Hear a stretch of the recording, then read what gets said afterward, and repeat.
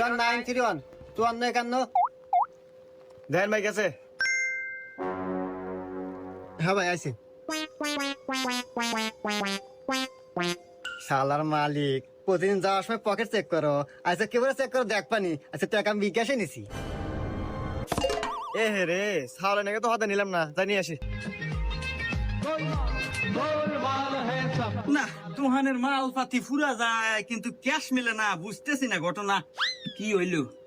মালিক কত কথা কেবল করে আমি কিছু বুঝি না নাকি? আপনি কি আমার সন্দেহ নাই? এই যুগে এসে আমার মতো কর্মচারী একটু পাবেন না।